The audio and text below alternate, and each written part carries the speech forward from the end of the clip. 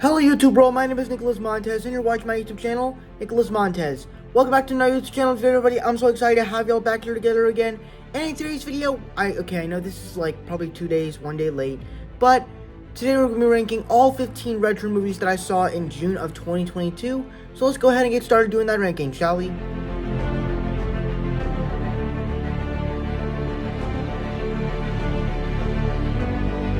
So for me, this was actually just a disappointing movie, much like Broken Blossoms and all those other movies.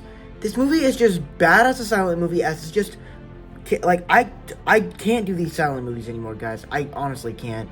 If I watch another silent movie again, I'm just gonna... But hey, at least I watched it. But overall, it's in last place. I can't say anything about it because it's just a silent movie.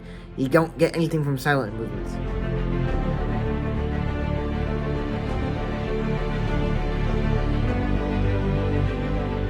Alright, now this is actually a pretty better film, though it's still not great. Of course, the action is still good, and they do cast a pretty good cast with Danny Glover and everything, but it just feels like a generic action movie, just with action, with a likable cast, except just with Predator thrown in.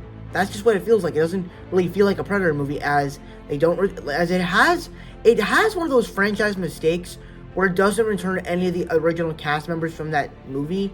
It just adds this new story, but just has the main character of the title of the movie in it, and that's it. Like, it doesn't do anything interesting with the movie. So I thought that was just kind of weird, but overall, it's overall not a really good movie.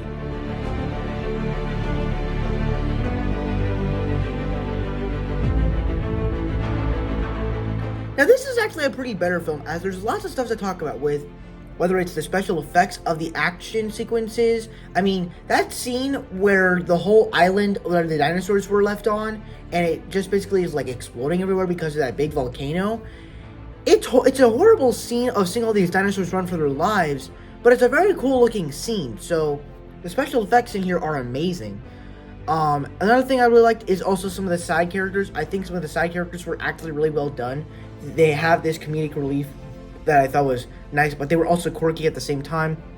However, they just did so many storylines. Like, the main storyline of the movie is about dinosaurs going extinct, but the whole point of the franchise is about bringing dinosaurs back. And I'm like, and they also try to do it with trying to do this auction with selling dinosaurs, when I'm like, this is a cool plotline. You want to sell dinosaurs, but then at the same time you want to kill them. Like, the whole, like, it doesn't understand its story of what it's trying to do, and at the same time it's tough to like this film because there's things to like in it, whether it's the dinosaur action or even some of the special effects. But it's like, even when you get to the dinosaur action, you can't really enjoy it because you're not really satisfied with the story. Like with the original Jurassic World, it's a simpler story, so I'm not saying you like love the story, but you like it and it's appreciable. It's worthy for what I'm trying to say. So, but for this film, the story doesn't work, so unfortunately I can't really enjoy the rest of the movie because of that.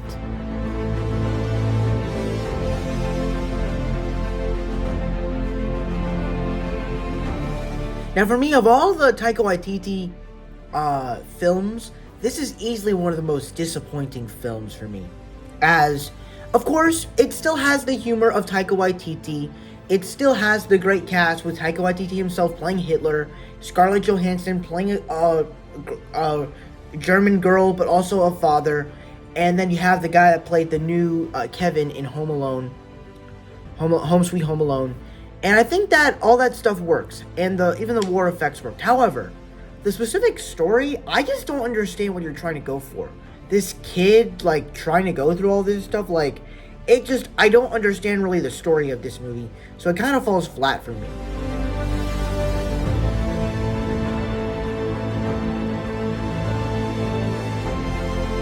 Now, for me, this was actually a pretty enjoyable film. Of course, all the actors have all this funness and saying all these hilarious things.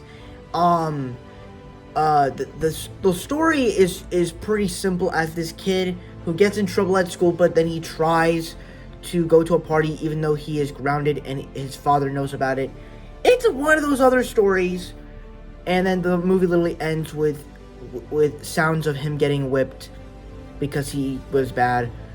It all is cliched, but at the same time, I still enjoyed the movie.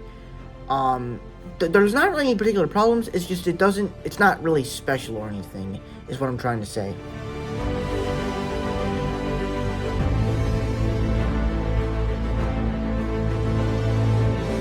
Now, as this is like the second Taika Waititi film that I actually have ever seen, this film is actually really good, as it has the humor of Taika Waititi, which I thought was hilarious, and then at the same time, it also just makes you care about this boy and this father, which I thought was really compelling.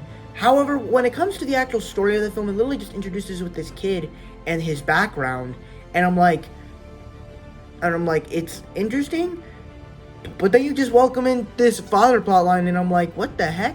Like, what? And even with the simplest joke of his father escaping prison with a spoon, like, it literally, the scene just looks so cool as he, like, slits a guy's throat with a spoon, uses dirt to get the guy with a spoon. Like, it's so hilarious, but at the same time, the story elements were not always there for me.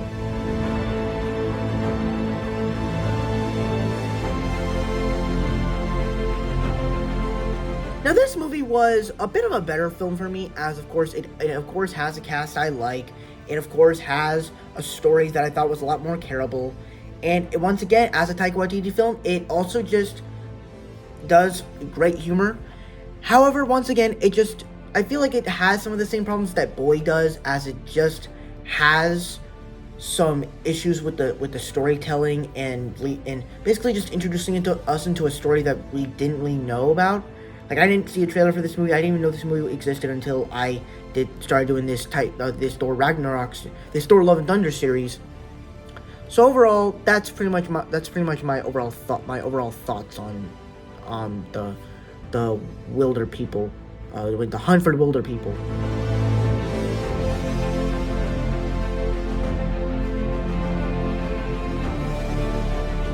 Now, this is a pretty enjoyable film. Of course, you get that little Casey Jones kind of kid that does some cool martial arts, and they actually do some pretty cool stuff with the action, as the first movie does some pretty cool action, but they continue that and just have a lot more fun with the turtles. As, like, there's this scene where Michelangelo is using a yo-yo where he's like, walk the dog and around the world. I'm like, that's awesome. And then even when they're out of line, Master Splinter tells them to do 15 flips. No, wait, 20 flips. Go! And then they start doing flips and counting, and I'm like, this is hilarious. However, when it comes to the story of Shredder coming back and the secret of the Ooze plotline, never really found that interesting. But the fact that we get more time with the turtles, I thought was pretty enjoyable. So that's why it actually is a little bit higher on the list.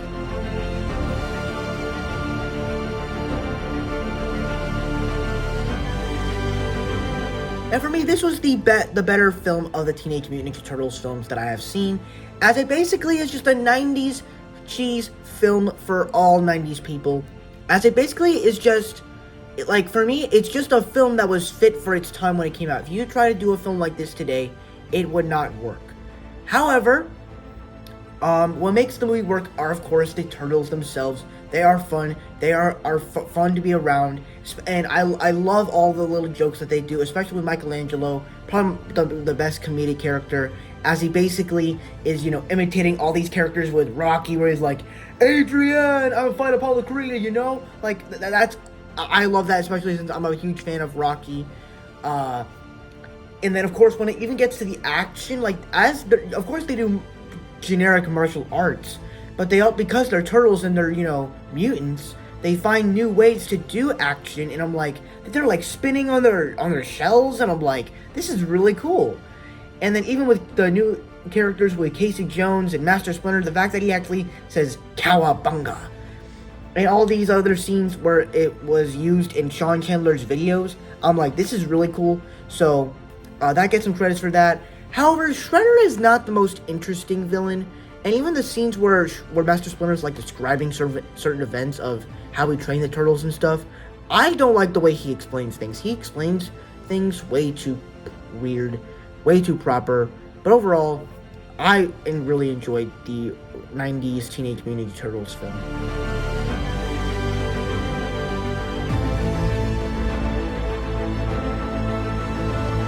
Now for me, this is probably one of the funnest films I saw this past June, as basically, it's a cool little spin-off, as it basically is a updated version of Jurassic Park, except in the modern day with high advanced technology, and it also just once again, the score from Michael Giacchino is of course amazing in this film. And then, of course, it just brings in these new characters that I thought were really good, with Chris Pratt, Doyce Riley, or whatever her name is. I forgot the actor's name.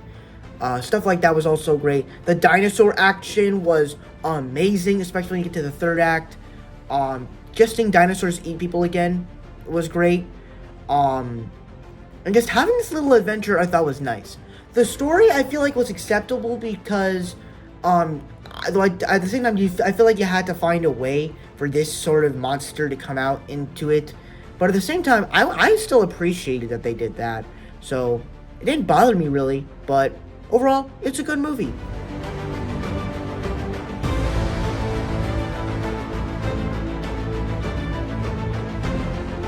Now, this was a Christopher Nolan film that I actually watched back when school ended. And I actually thought this was a pretty good film. It's not the greatest Christopher Nolan movie. It has issues.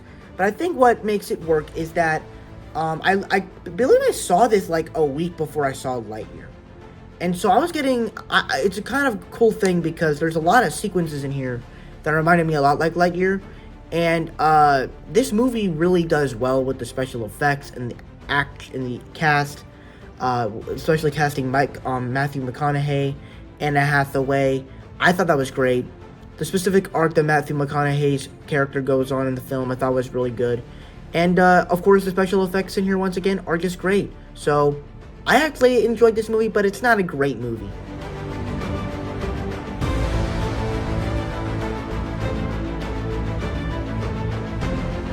Now, this movie is actually a pretty simple premise, as it's basically about these soldiers that go out into this jungle and sense that there is a predator on the loose. And I think the way they do that is that they cast two great actors with, they just have a great cast with Arnold Schwarzenegger, as well as Carl, I forgot, what's his name? Let me look it up.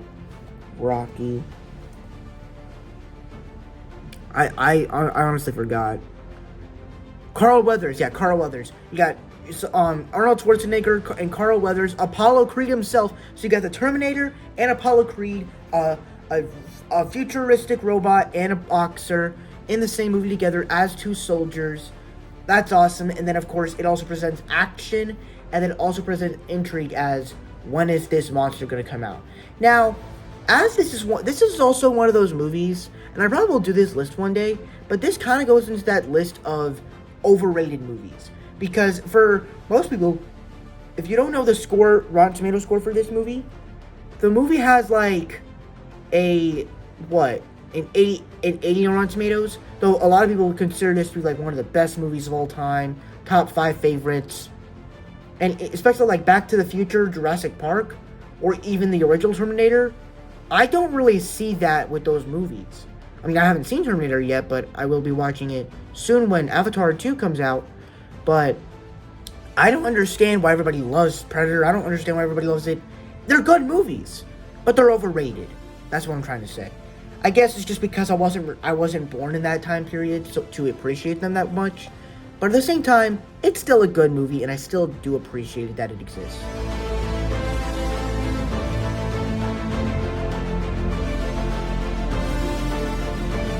Now, this was a film I was not planning to watch this past month until my mom and sister decided to put it on to watch on Netflix.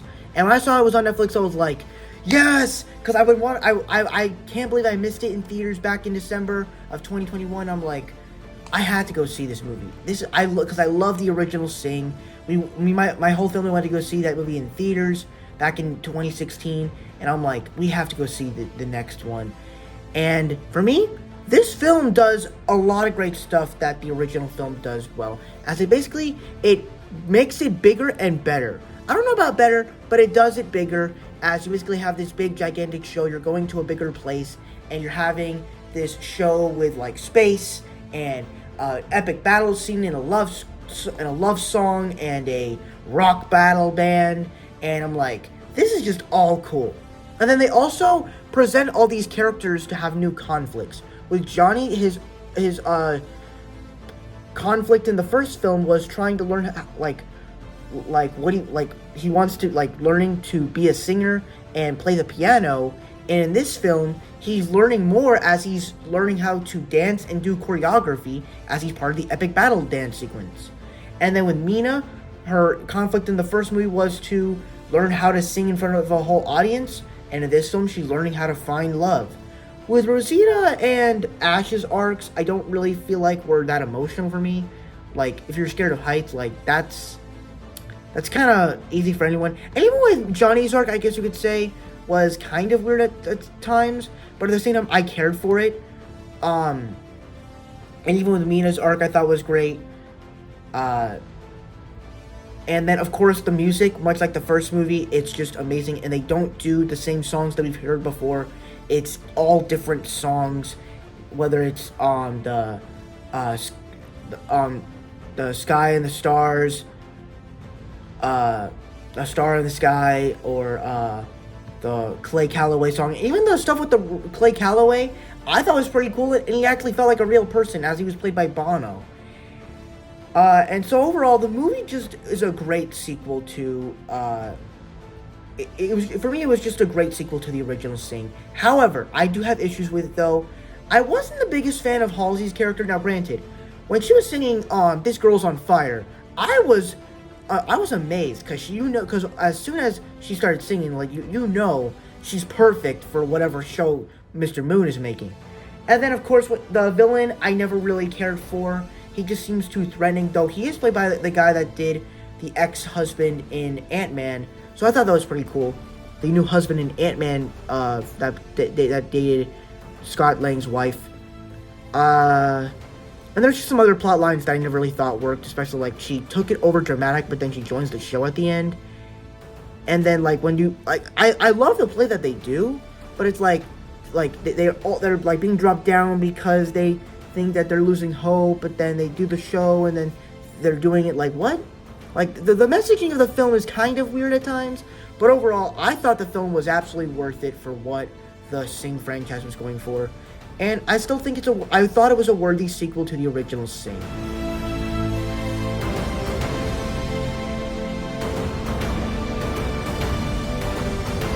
And for me, this is actually a pretty cool film, as it's an action movie that doesn't focus on the characters or really the story.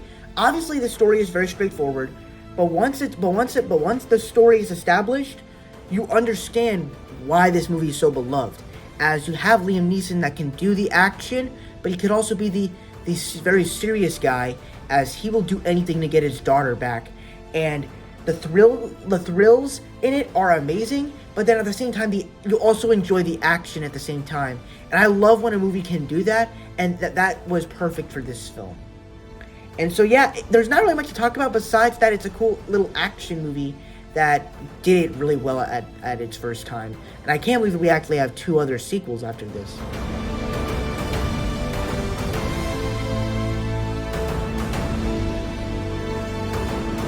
And for me, this was absolutely worth it, as this was my summer movie for 2022 of June. And for me, this was everything I wanted it to be. The first film was kind of difficult because a lot of the stuff that they did was good. The character arcs were great. I just feel like the way they were just developing the story just kind of was very weird. But with this movie, because we've already it makes a lot. It's actually a lot better because we already know who these characters are. We already are established of this world, and so I think that with everything that happened, it actually is better in its own sense, where the jokes work because you're used to the characters. It all works, and then with the new characters in, I thought was pretty fun.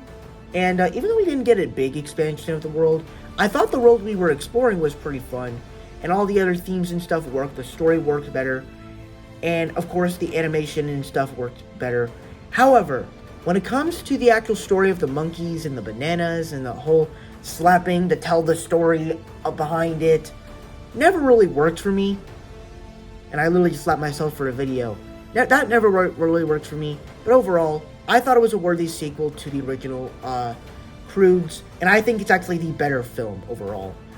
Probably not, but who knows. So that's my ranking of all 15 retro 2022 films. Sorry, I'm stuck in 2021. No, I'm not. That's it. Thank you guys so much for watching. I hope you enjoyed. Don't forget to like, comment, and subscribe. All my social media stuff is in the about section over there. And I'll see you guys in the next video. Bye-bye.